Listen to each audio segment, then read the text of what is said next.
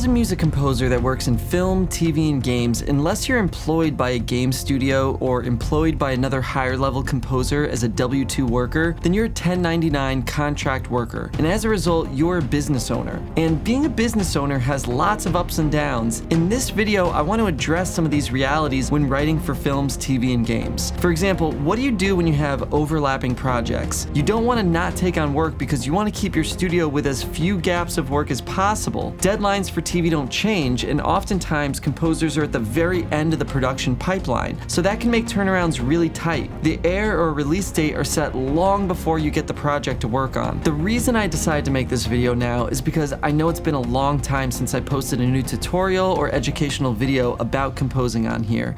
I think it's been like 6 or 7 months. And the reason for that are things I'll discuss and share in this video so that you can learn more about the different seasons that media composers might go through. These are realities every business owner has to prepare for, and it's no exception when you're composing for professional media. What I'm going to do is I'm going to start this video by simply sharing with you what's been happening in my studio and my personal life that caused me to stop uploading for a little bit, and then we're going to tie that into a conversation about the realities of working full-time as a media composer. I'm hoping that this will be an insightful and helpful video as you're building your own career. If you're new here, make sure to check out modernmediacomposer.com and sign up for the mailing list to get my virtual instrument tension pads, which is absolutely free, and there's also tons of free composing tutorials that I'll email to you as well. If you're looking to take things a step further and level up more quickly, you can check out our pro course, Modern Scoring Mastery, which is now almost 10 hours of in-depth tutorials about writing and producing music for picture for professional films and TV. Now it's time to talk about the realities of being a music producer or music composer while working in film, TV, and games. Let's dive in.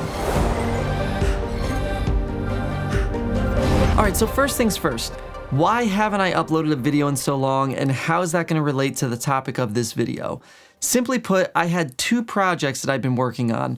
One of them is a television series with an episode that I co-score every week, and the other is a video game where I'm composing and also doing some extra tasks that have fallen under more of like a music producer or music supervisor role to a degree. And so there's multiple meetings a week, lots of experimentation on how the music is going to interact with the gameplay, which was honestly a lot of fun. And that doesn't include writing any music. On top of all this, at the very beginning of the year, I got sick multiple times between January and May, which, to give you an idea of how crazy the schedule got, I actually wrote this video in like March or April, but I didn't have time to even shoot it until now. And here's the point. When you have projects overlapping, and on top of that, life happens, like maybe you get sick, or maybe you have a family like I do because things inevitably are always happening on the home front, deadlines don't change because the release date typically does not change. Project A doesn't care that Project B has the same deadline. And honestly, that's the way that it should be in my personal opinion. Because it's my philosophy that when someone hires you for a job and you make a commitment to them, you never want to make changes to your commitment unless something truly extraordinary happens. So a good example of this is when COVID first hit. A lot of exceptions were made, especially when people got sick. But typically, in the day-to-day of working in music and media, the only thing that you want to change is that you should try to over-deliver or over-exceed expectations. Again, this is just my personal opinion, as this philosophy has served me really well over the years. So for example, if a producer, director, or a lead composer thinks that you're going to deliver on a Friday and they get your materials on Thursday, that to me is the right way to approach expectations and deadlines. Whether they acknowledge it or not, you're sort of sending a little signal to them that you are really on top of things. And also, if you plan to always deliver a day early, you're giving yourself a little buffer or breathing room in case things go wrong, which sometimes happens. So there's something called Parkinson's law, which basically states that the duration of a task is going to expand to fill the allocated time. So if you change your deadline and plan to deliver a day or even 2 days earlier than expected, when life happens, you don't feel well, your dog needs to go to the vet, you run into a technical issue in the studio, which honestly happens all the time, and basically you just need that extra day. This way you're still on time. And then, when things are going smoothly, you're early, which I think is ideal. About 2 years ago, there was a show that I worked on as a co-composer, and I remember being in the spotting session, and we were maybe 5 or so episodes in. The showrunner logged on and he seemed really stressed. They were dealing with a lot of balls in the air and issues with another department, but they said, I know the one department I don't need to worry about is music.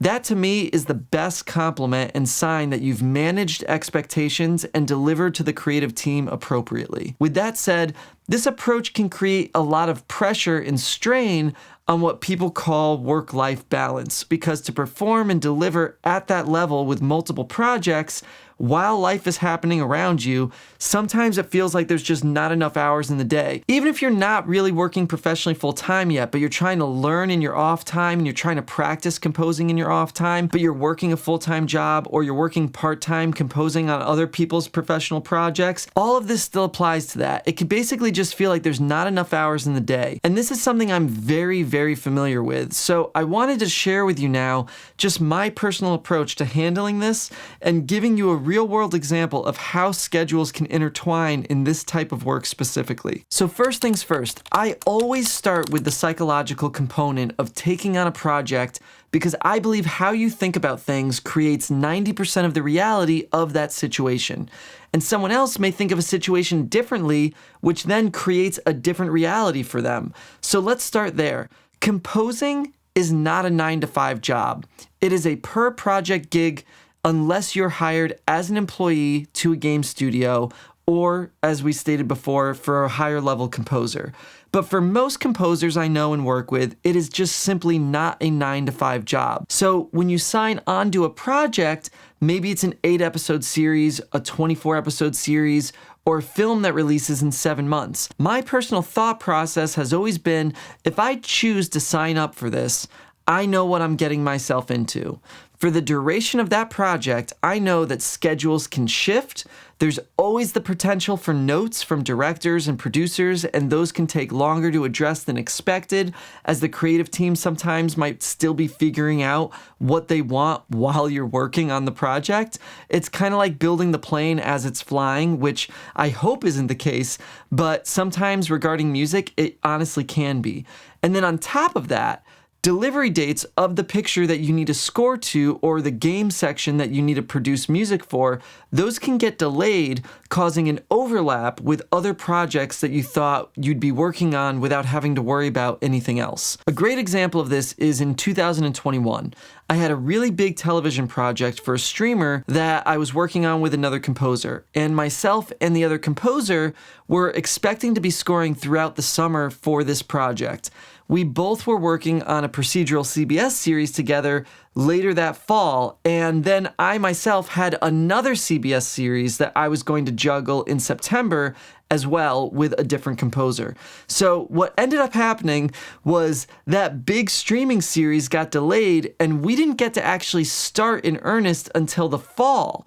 So it overlapped with the 2 other series that I had already committed to. These things just happen, especially with larger projects, because those are really big investments. And the production team can be getting all sorts of notes from the studios, and as the project goes through the pipeline, it can cause all sorts of delays. With this in mind, it's important to know that as the composer, you are typically one of the last pieces in the assembly line.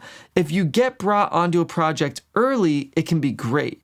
But a lot of times, your post-production, one of the last stops on the train to releasing a project. With that in mind, when signing onto a project, I know that this is the reality, and I commit to myself and to the creative team that I'm there to get the project over the finish line and have it be the best that it can be.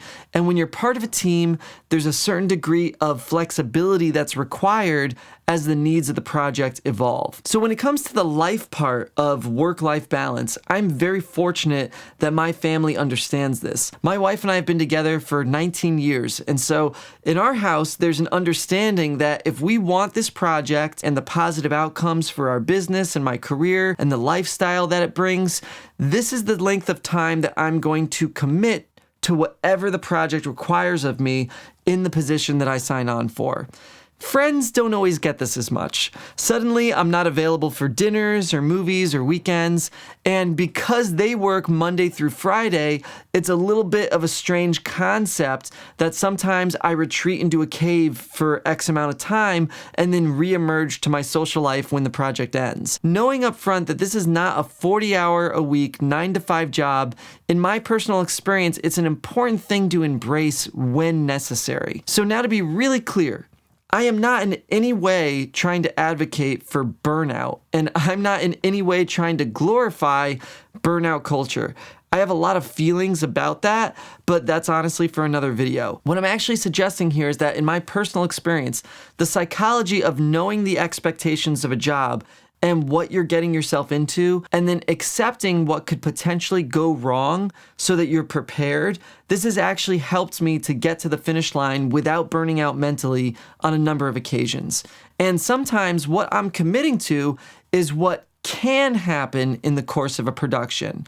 I'm saying to myself that if things start to bottleneck, I'm going to simply narrow my focus. I'm not going to do extra activities or anything that doesn't absolutely have to get done in order to get to the other side of this project or deadline. So when multiple things overlap and you add flu season and illness on top of that, it sort of becomes inevitable that things get crazy. And honestly, that's what happened to me this year and why I haven't uploaded to this channel in a number of months. I simply had to prioritize and narrow my focus. There are now more videos being created to be released on here weekly because now that that crazy time is over, I just like to keep busy, and as you know, I'm passionate about sharing my knowledge and experience to help whoever I can. So please comment, let me know the specific topics you'd like me to cover. If you have any questions about working as a professional composer for media. Don't forget to check out modernmediacomposer.com. You can get my free virtual instrument tension pads, and if you're interested in our pro course, you can sign up there for it as well. I cannot wait to see you next week with a new video. I thank everyone so much that reached out. I had people honestly that were just emailing to check in and make sure everything was okay